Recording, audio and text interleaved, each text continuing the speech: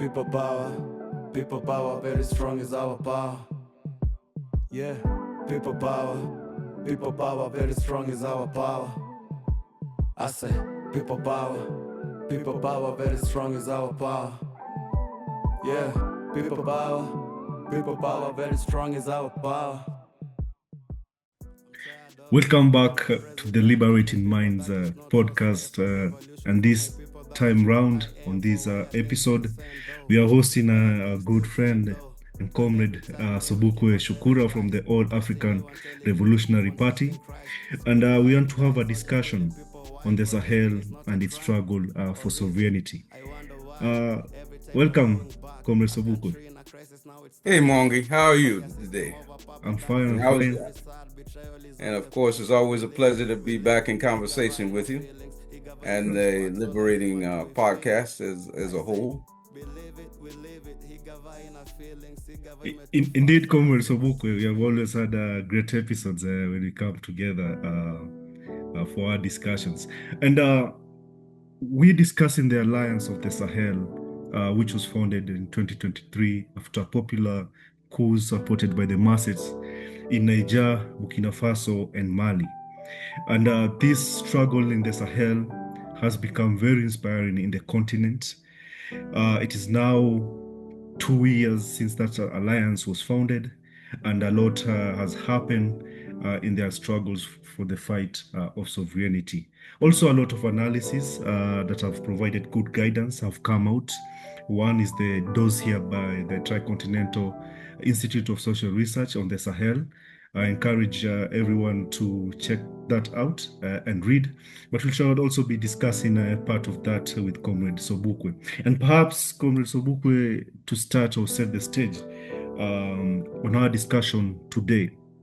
Why do you think the Sahel has become such a central front in the struggle for African sovereignty today? Well, I think it's, if we were to look at the projections of our struggle as African people, and we look at the questions that we've been forced to deal with since our regular struggle for unity, like all peoples across the world. I'm talking about the continent of Africa and its African people who is now spread across 115 countries on the globe. We'd understand that our struggle was interrupted by colonialism, and in colonialism, and of course the transatlantic slave trade, in which we were spread out again, like I said, in those 115 countries. Of course, our resistance began at that point. You know, people fought against enslavement. People fought on the slave ships. They fought when they arrived. They fought to protect people from being enslaved. You know, our history is littered with that. Before that, of course, we were on the same kind of development that all other peoples in the world were. We were building larger and larger communities of peoples. You know, we had our own history of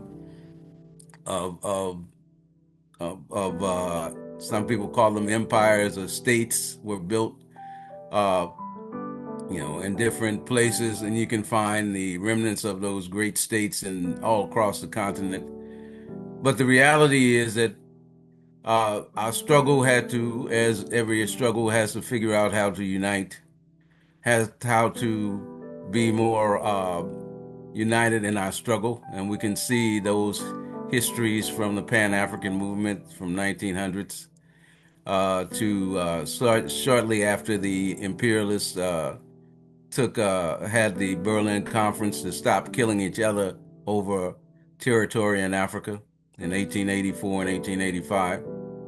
So what happens is that, as Nkrumah taught us, as he was trying to help to build a united struggle, a very united and calculated and organized struggle for the African continent, he reminded us that in his book, Handbook of Revolutionary Warfare, that there are going to be zones until we get to that unity. And as long as we're not united, as long as we don't have one unified African army and one unified African government, that we would have these instances where colonialism and imperialism would topple some of our governments, and then we would have periods in which we would fight them and win. And what we saw, of course, is that we were winning for a while, that we were supporting each other in the national liberation struggles across the continent. We had the All African People's Conference in 1958, in which Nkrumah in Ghana and in Accra set up a meeting. Of course, one of the organizing people was George Padmore, and they brought together all the known liberation forces around the world. So you had the struggle that was armed struggle that was going on in Algeria. You had people who were representing the struggle in Kenya at the time. You had people from Namibia, then called Southwest Africa. You had forces from what was then called Southern Africa. All these liberation forces were coming together, and they were forming strategies on how to assist each other. And we saw great progress in that period.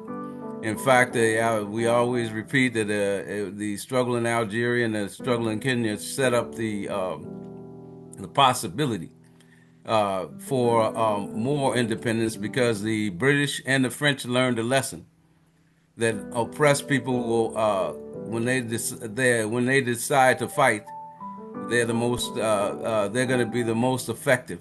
They're going to slow down all the economic progress that the Europeans were making through imperialism.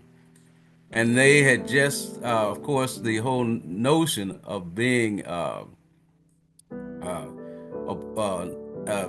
whole notion that we were learning to fight together to have bases in different parts, made them run to grant independence to their colonies, the majority of their colonies, because they didn't want to have that fight in every one of their colonies, and they were not equipped to win it. So they granted it. So we, of course, now have a mixed bag on the African continent. We have their neo-colonial puppets, people who they help to keep in power, and each time one of those territories get out of line, they help to get rid of that leader, either through a coup.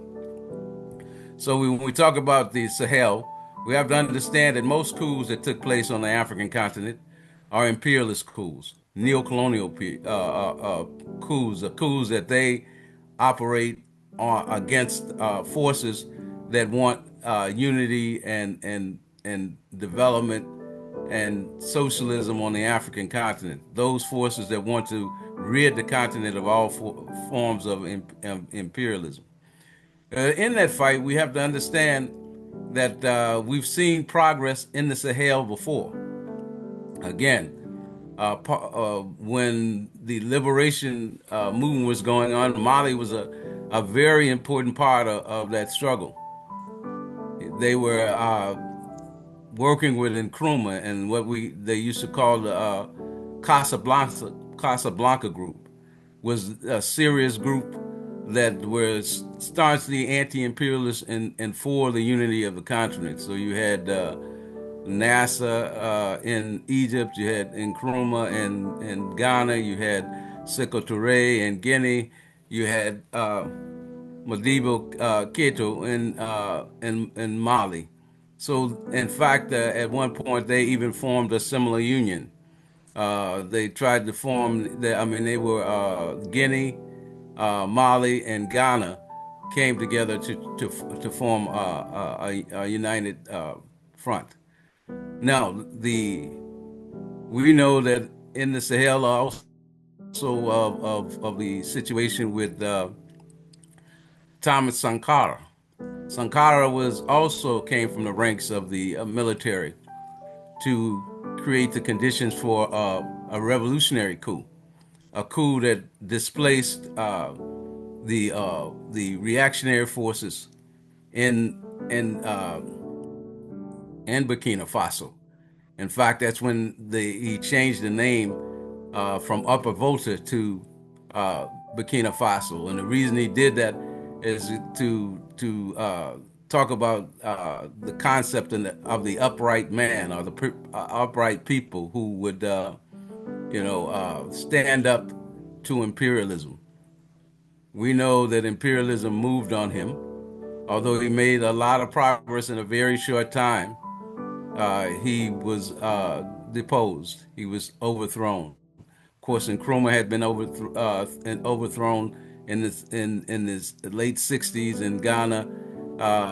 There had been some the Madiba Keita in Mali had been overthrown in that period also, and you had, of course, eventually in 1984 in Guinea, and of course Nasser had already been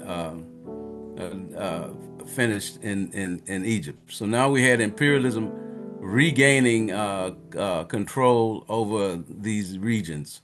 But of course, resistance goes underground, or it may not show its face in the same way. But it was still there. And of course, now this alliance in the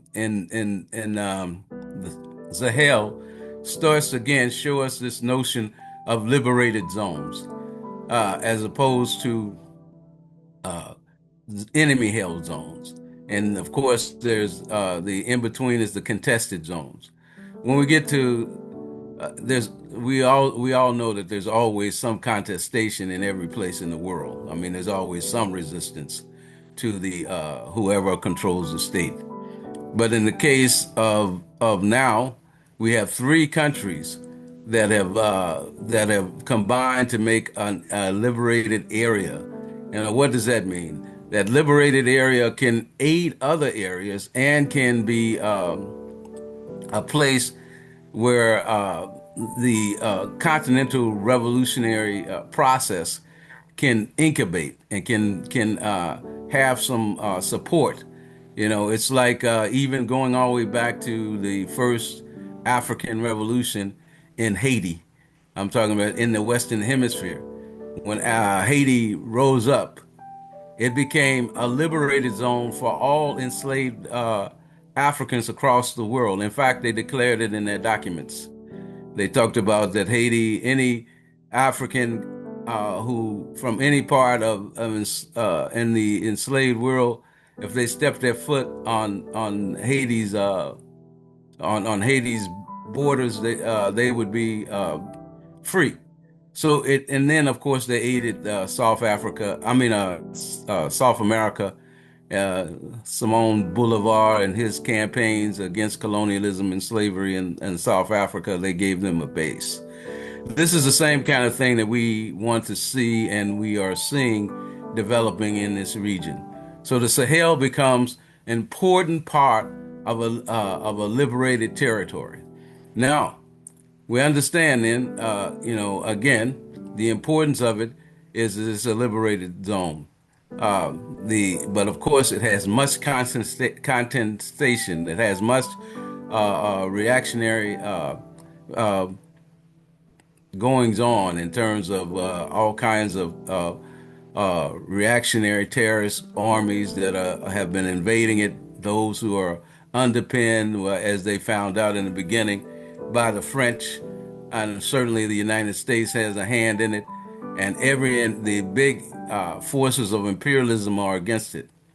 But with every liberated territory, the responsibility of all of us who are conscious and conscious of the need for unity in Africa, for an organized Africa, for an Africa that wants to break away from the dependence on imperialist forces, we have a responsibility to organize around keeping this momentum going.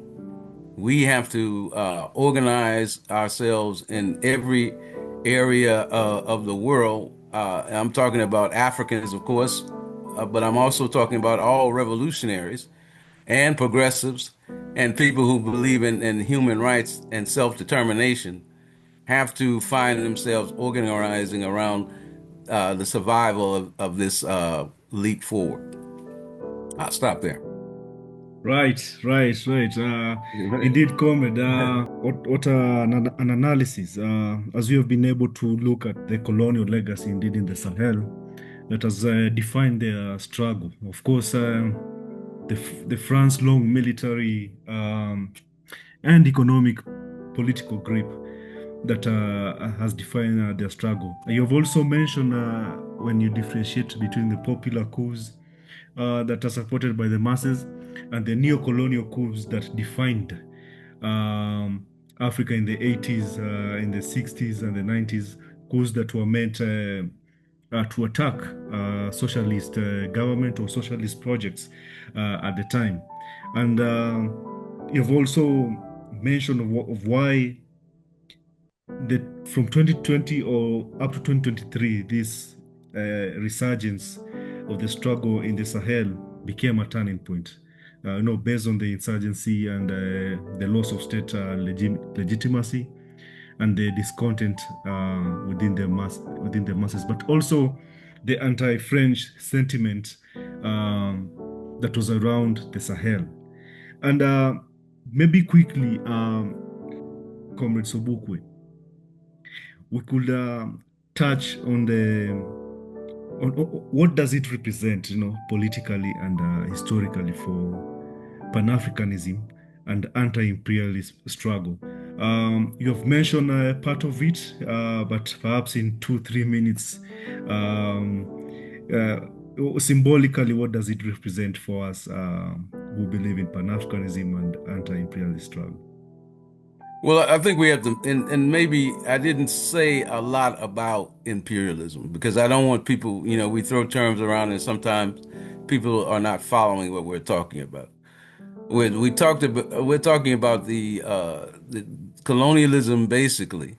After again, our labor was taken in during slavery, and we should mention that slavery doesn't on the African continent it doesn't just mean when Africans were transferred from the continent to other places, and for the most part to the Western Hemisphere during that period of the transatlantic slave trade or the European slave trade. We're also talking about forced labor. We're talking about forced labor in colonial territories, like people being forced off their land, forced to work for Europeans because either the colonial states, would force taxation on those individuals. And of course, using their money economy, the only way that they could get money was to sell their labor and to sell their labor to the tracts and tracts of land that were taken. We often mention 16,000 miles of land in Kenya alone. So think about that across the continent, how much Europeans had taken large tracts of land and needed labor, and so they forced even Africans on the continent uh, and of course, mirroring their settler colonialism, their settler states that they had established in the Western Hemisphere, where they tried to kill off as many of the indigenous people as possible, genocide there, and force the Africans, of course, on slave ships to go and work that land. Of course, again, we can never stop saying that these things happened without resistance. Certainly, we resisted, and there are many historical stories that tell us about the resistances that took place over 300 or 400 in the Western Hemisphere alone. So we know that there was resistance. So when we think about imperialism, what imperialism does on the continent is take away our resources. And when we talk about our resources, we're talking about everything from the land in which we grow food to the mines in which we had used to take metals and reform them into implements and manufacture our own resources using everything from uh, the glass sand to turn it into glass, into pots, and soils to turn them into pots, and metals to turn them into swords, into implements of farming, to everything we manufactured for ourselves. So we were taking cotton that we were growing and turning it into clothes. So we were manufacturing our own resources. When colonialism comes in, it destroys all most economic activities of the people in which it comes to occupy, the territories they come to occupy and to control. So now all the gold in the ground is controlled by them. All the diamonds is controlled by them. All the zinc, the copper, and all the things that we used to make into manufacture and produce become stopped. And now we're forced into only being the labor to produce them. And this is why we say that Africa, potentially, or Africa in terms of resources, is the richest continent in the world. But we also understand that African people are the poorest, some of the poorest certainly in the global South, in the world. So we have understanding this. We understand why, again, the concept of Pan-Africanism arises. Because wherever there's oppression, there is resistance. And comes out of that is not just a resistance of simply a reaction. When I say a reaction, I'm saying that say someone comes in and hits you, and you're not conscious of this person, you don't know who this person is, you may react. You may punch back. You may push back. You might, if they're armed, you might try to find shelter, or you might have some way to stay alive or stay okay in that situation. But once this happens, you start to investigate. You start to want to know why that person attacked you. What are they looking for? What did they want? Did they want to rob you? Did they want to do this? Did they want to do that? African people are no different. Once we were attacked, we resisted. But soon we analyzed who we were facing. And when we analyzed who we were facing, we came to new conclusions and new preparations and new understandings. And this is where Pan-Africanism grows out of. It's no, again, it's not we can look at 1884 and 1885. Imperialists were they had been very reactionary themselves. They had been having an extension of their feudal wars in Europe, in Africa, fighting each other for territory. One finds gold over there, and they try to hide it. Then the other European forces find out there's gold over there, then they want it. So they were fighting all and killing each other, and that made the resistance in Africa stronger. It made the resistance more capable. Now they said, well, now we better organize ourselves. So they organized that conference in 1884 and 1885, and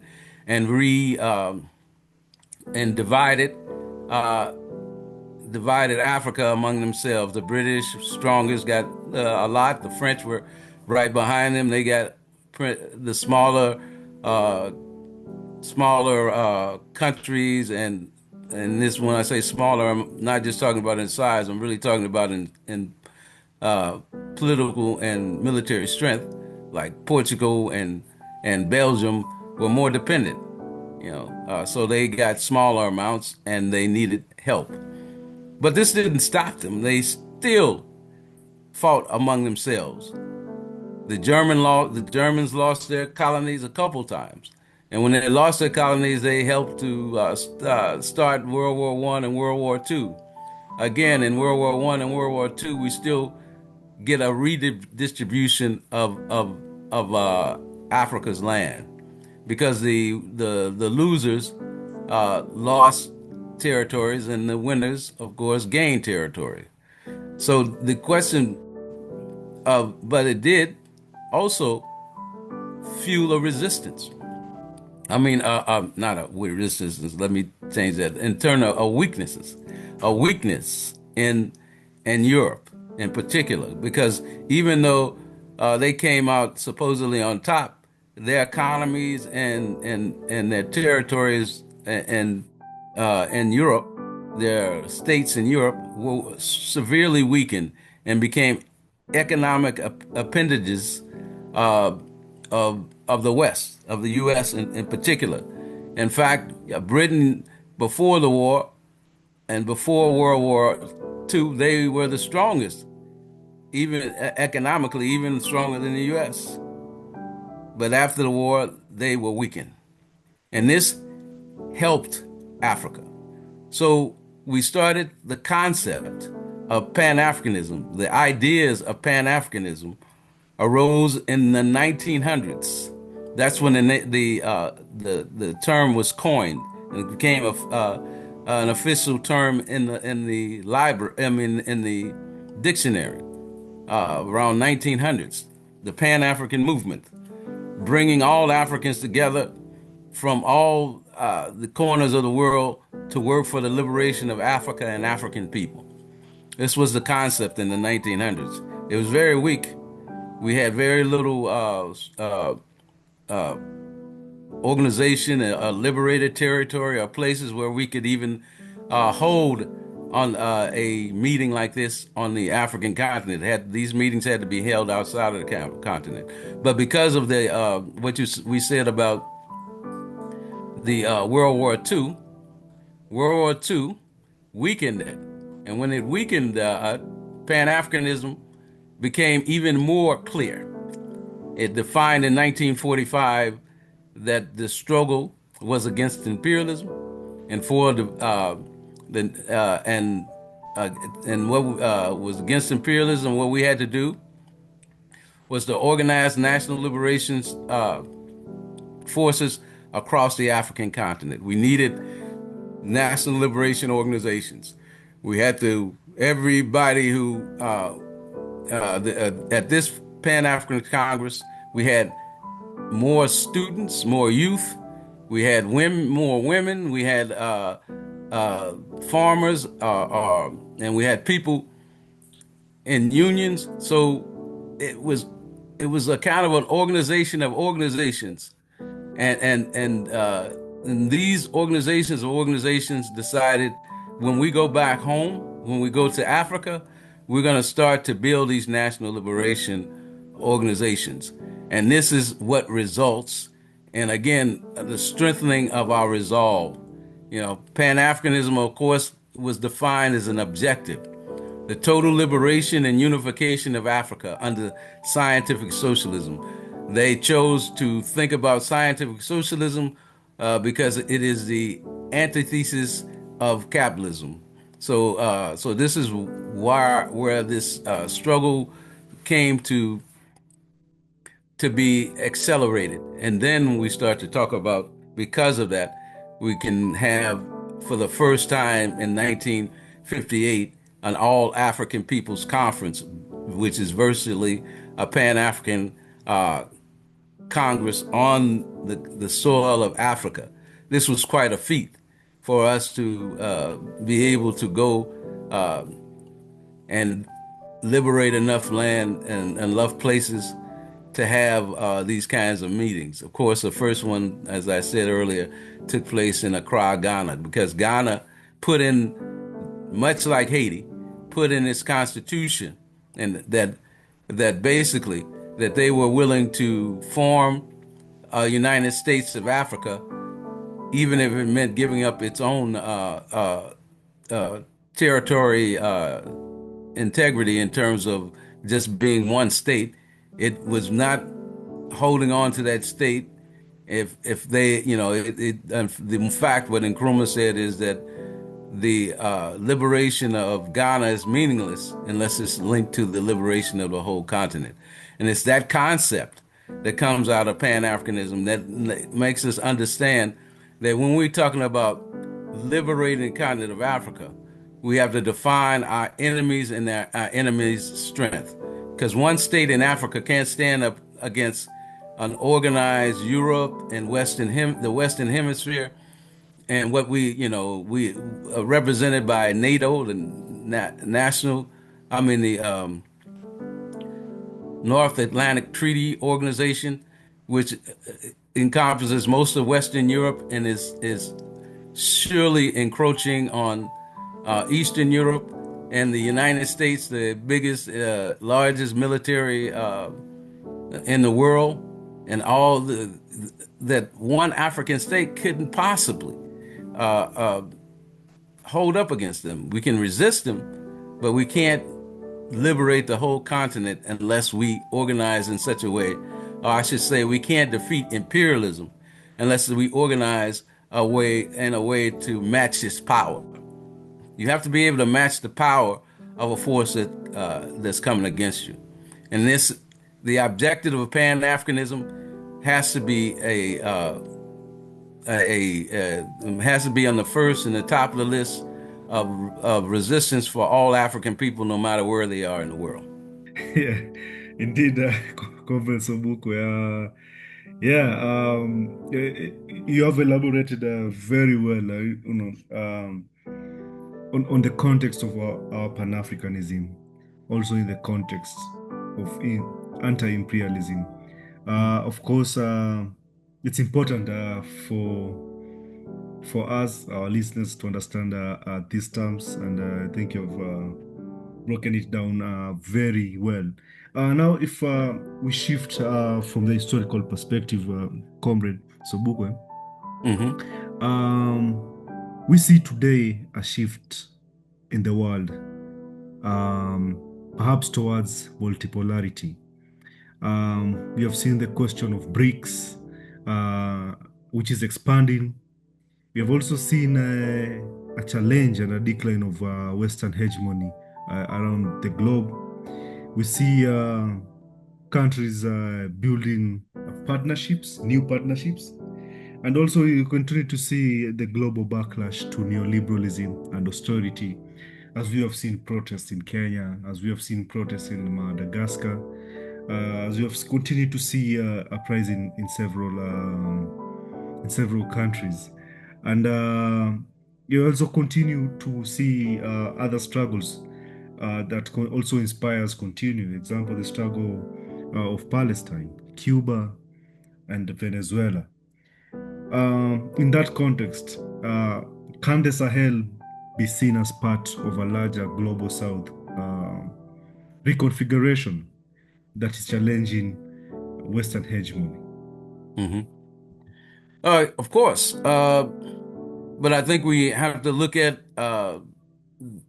two different realities that we're talking about. We're talking about a multipolar world. We can talk about that, but we have to understand that it's taking place with a world that's still dominated by imperialism.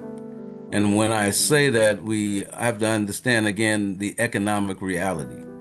And that is the reality of capitalist imperialism grows out of capital. Capitalism as an economic system. Imperialism is the stage of capitalism when it leaves its borders and starts to need to colonize and dominate other countries and their resources. It has, the capitalist production is based on controlling the resources of the world. When it gets to an imperialist stage, it gets to the point that it also wants to control the flow of money and the use of money and the value of money, because now you're making more money than you did in the production stage, when you were turning the industrial stage, meaning that when capitalism was young, it bring all of the resources, the cotton and the stuff that it was getting from other places, and it turned it into manufactured it into goods. But it was producing these goods with less labor. It was producing these goods by using modern forms of energy.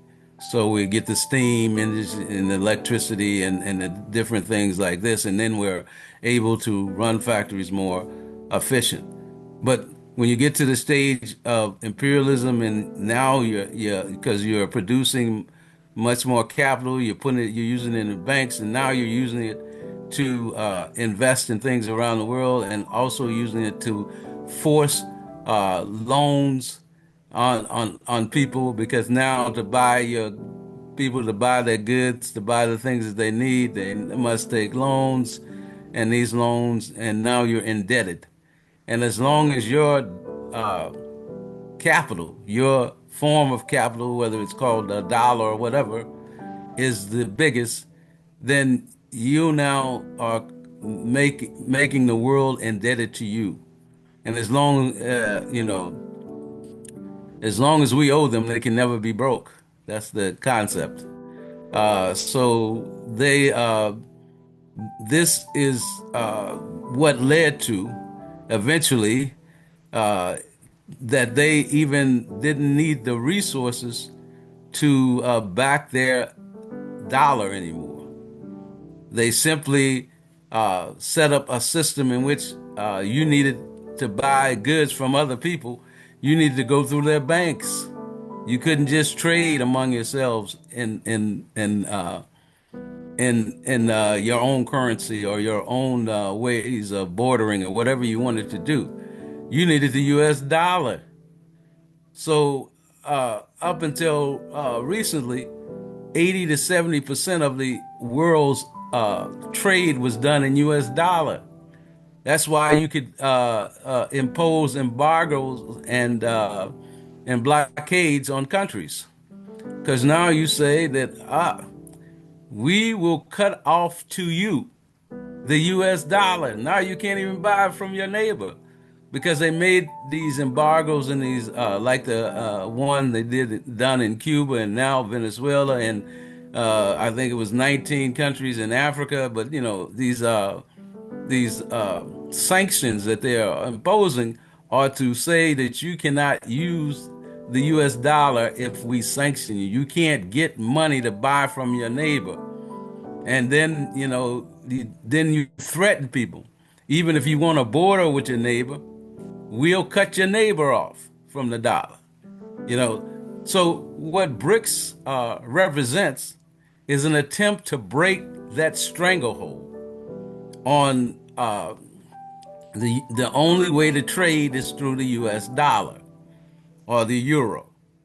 Or so BRICS represents an attempt to trade, for countries to be freer from this domination of the U.S. dollar. And of course, this threatens the U.S.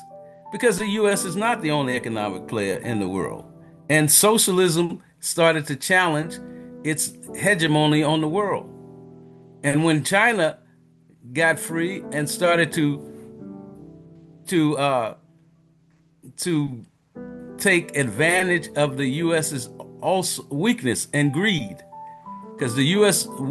Greed made it turn against the workers in the U.S.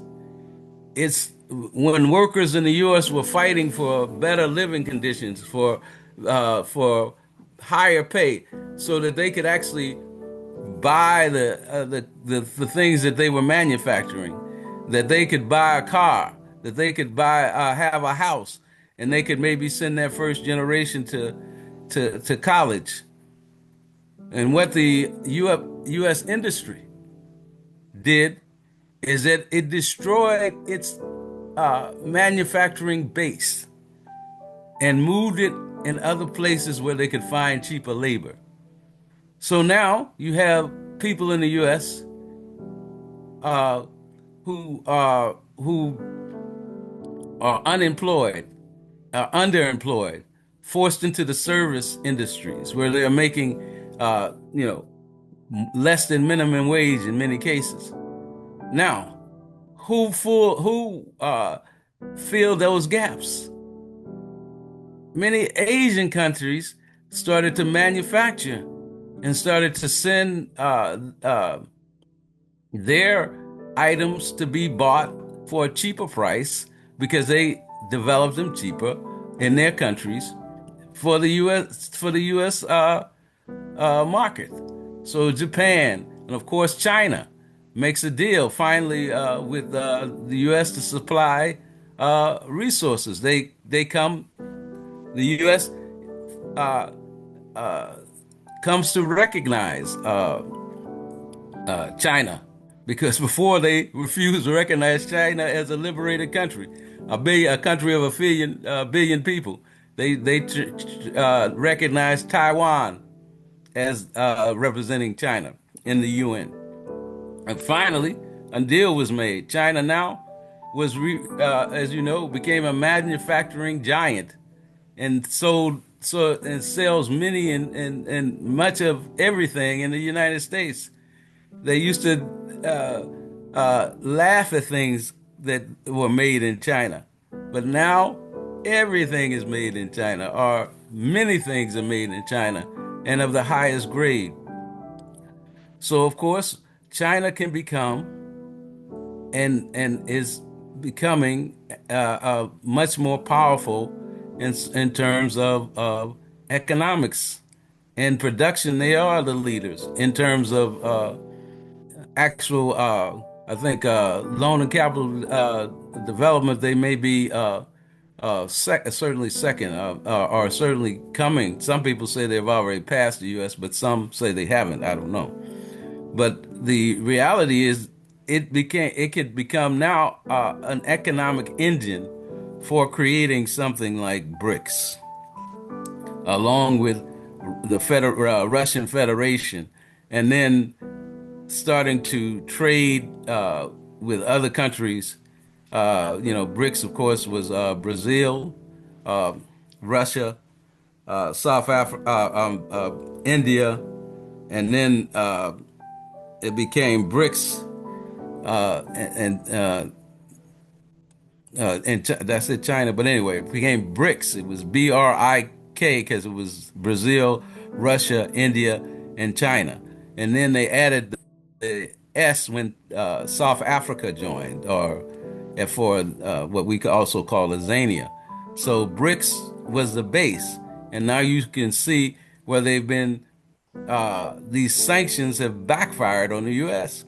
because it forced people to start finding alternatives and being very serious about it. You can be contemplating something for a while, but when your back is up against the wall, you start thinking a lot faster, and this is what is propelling the BRICS, trying to get out of the economic stranglehold of the U.S. dollar and the U.S.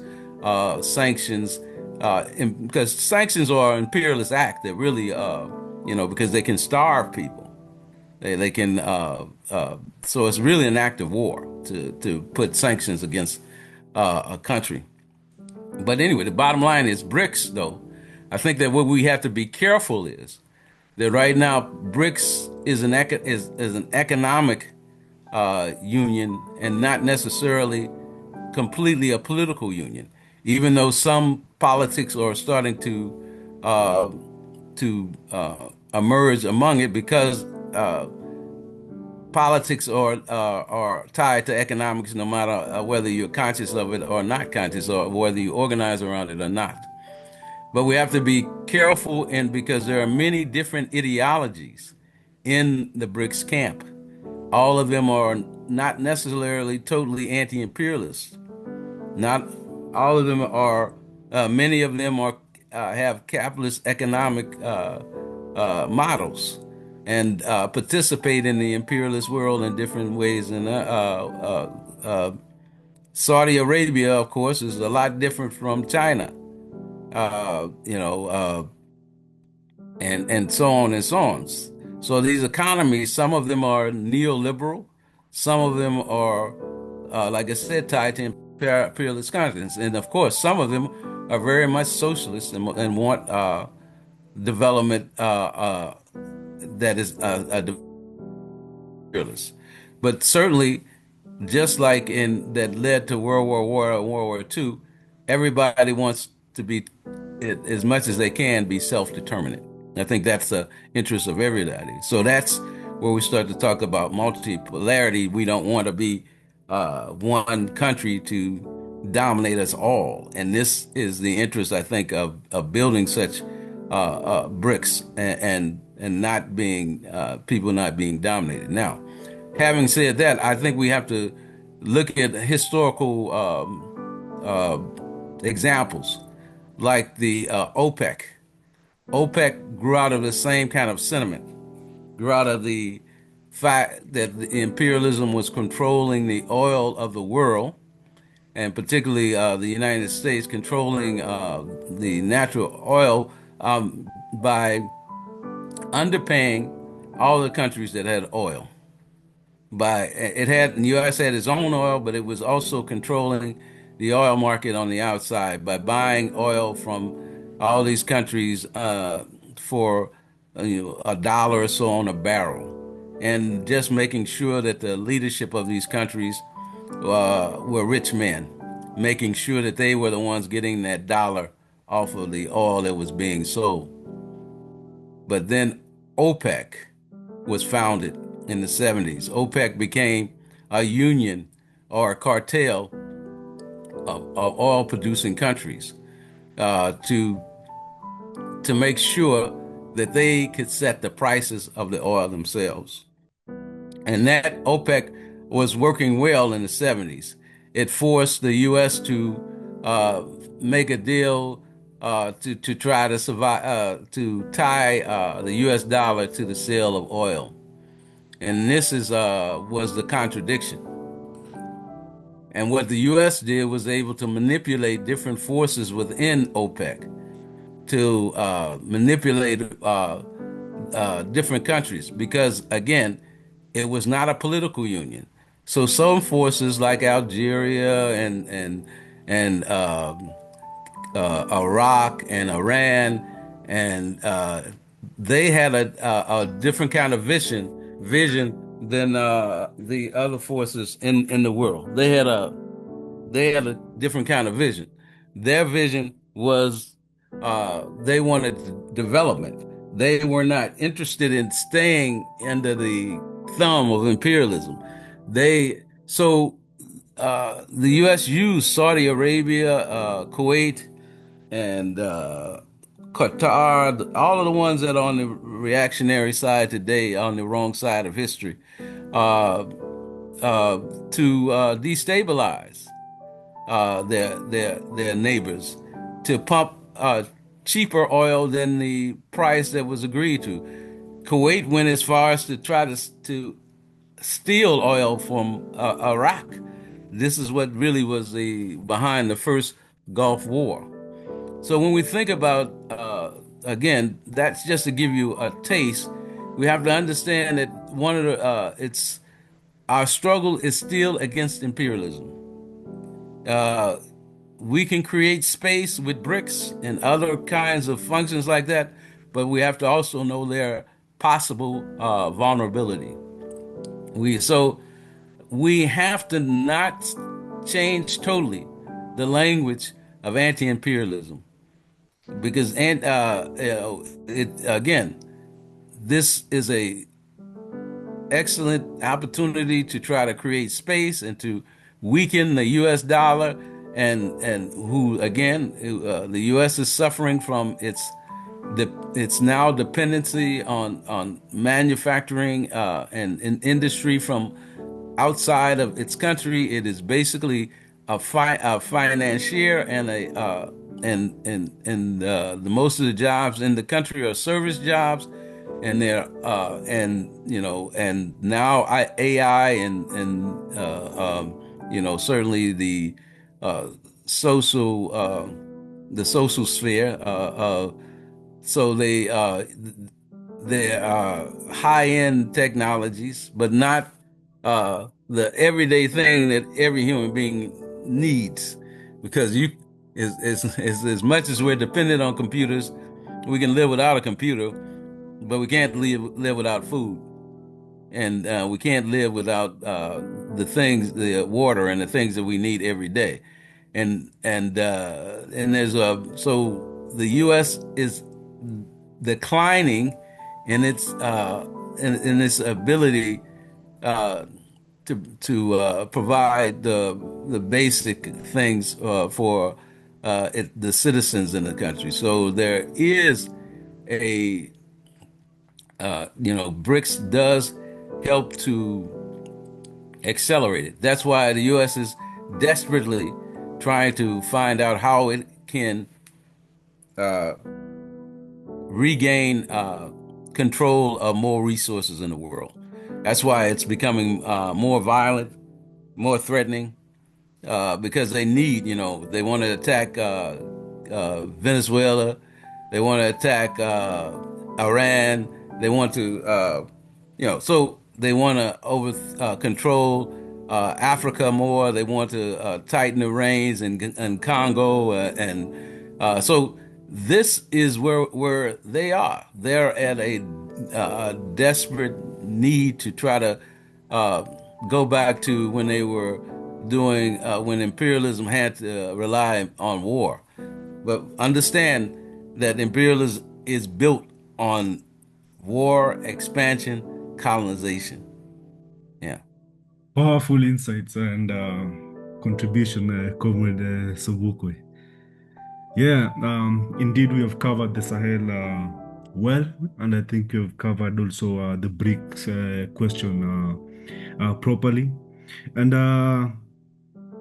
in conclusion, is that the Sahel today is not just resisting imperialism, as Comrade Sobukwe put, it's also offering a vision of what sovereignty, dignity, and Pan-African unity could look like in practice, or in terms of a concrete project in the continent. Yes, the road ahead is full of dangers and possibilities that demand our solidarity and vigilance within the continent. I want to thank you, Comrade Sobukwe, for sharing your analysis and for always grounding us in the revolutionary tradition. And I want to thank all of our listeners for turning in to Liberty Minds podcast. If you want to dive deeper into the issue we have discussed, we will link it in the episode notes. Don't forget to subscribe, share this episode widely, and continue the conversations in your spaces, in your communities, in your families, and anywhere. Until next time, let's keep building the Pan-African unity and liberating our People minds. power. Thank you. People power, very strong is our power. Yeah, people power. People power, very strong is our power. I say, people power. People power, very strong is our power. Yeah, people power. People power, very strong is our power. I'm tired of these games, a president killing people, that is not so safe. A revolution for my people, that is what I aim for. Why are things still same though?